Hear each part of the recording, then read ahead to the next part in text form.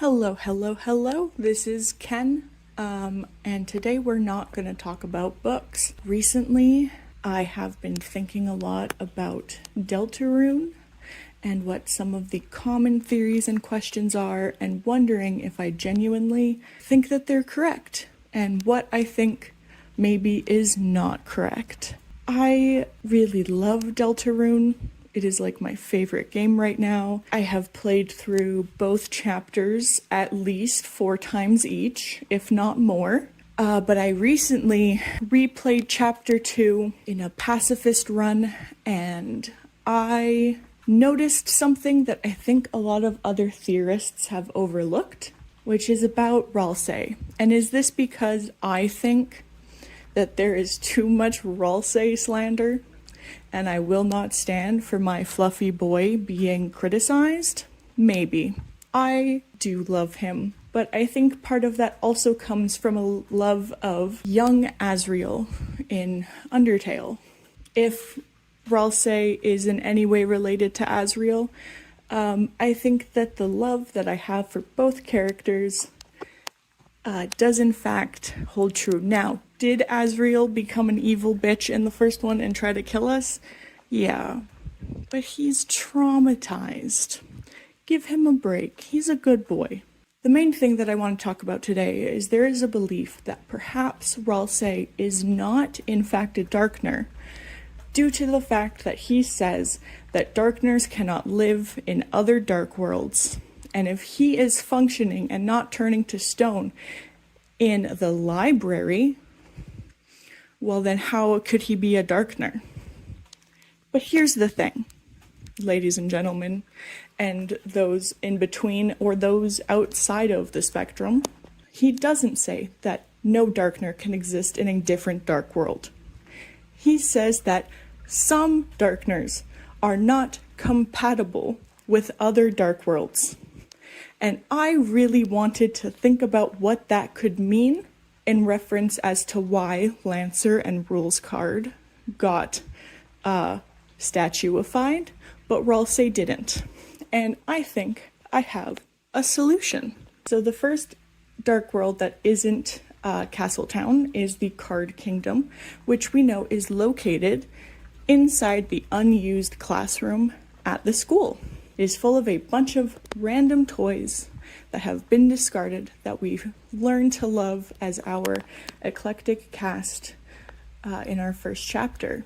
These characters seem to not be able to exist for long periods of time inside other dark worlds, not counting Castletown. While I'm going to admit that I don't know why everyone can exist inside Castletown, I think it has to do with the amount of time that that dark world has existed. It feels like it's been there for an incredibly long time. As we walk through the ruins, we get a real sense of history. Ralsei says that he's been there for a very long time, so that also gives us a sense of history. And I think it is just very reasonable to believe that it's just been there the longest. To talk about how Ralsei is different from the characters that we meet in the Card Castle, in the Card Kingdom, we have to think about what he is.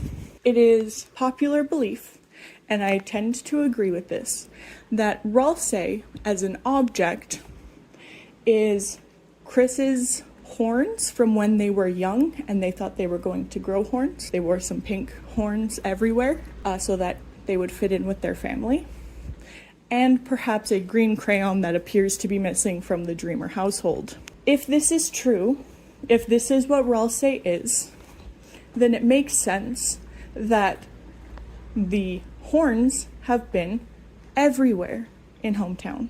It really sounds like Chris never took off these horns. Now, on the contrary, I don't think any of the toys that were in the abandoned classroom have ever left that classroom.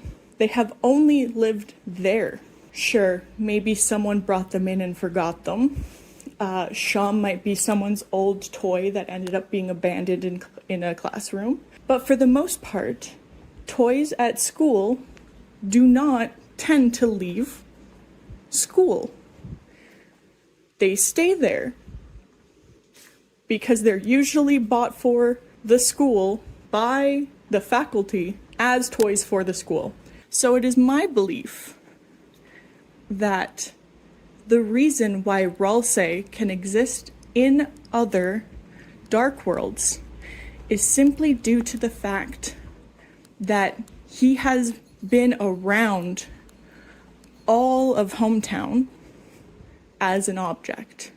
I would love to give more information, but unfortunately, this is only the second chapter that we have. I'm very much looking forward to chapters 3 and 4 coming out this year, and if something in there proves me wrong, then I will obviously amend this statement and give my new thoughts. This is just what makes the most sense for me as to why Ralsei would explain that only some Darkners transform into statues and cannot exist within other dark worlds, and why he doesn't do that. It's not because he's not a Darkner. It's simply because he was carried around to the other locations, and so part of him somewhat exists in each spot. As to how Ralsei got to the library, that's a whole other bag of worms.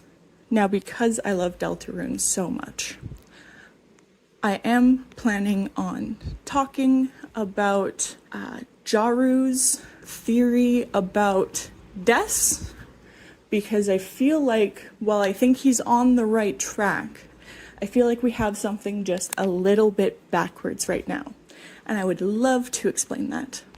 But I need to stop making videos that are hours long because I don't want to edit them. I have a video of a book that I actually liked that is just sitting in my computer because my brain goes, I don't have time to edit that. So I guess look forward to some more short videos discussing my thoughts. And let me know what you think, if you think anything. You could think no things about this and just go, I don't really care about what you're saying. And that's also valid. I hope that you have a wonderful day, night, morning, wherever you are. And thank you for watching. This is Ken signing out. Au revoir. Keela, would you like to say anything? Keela says she loves you.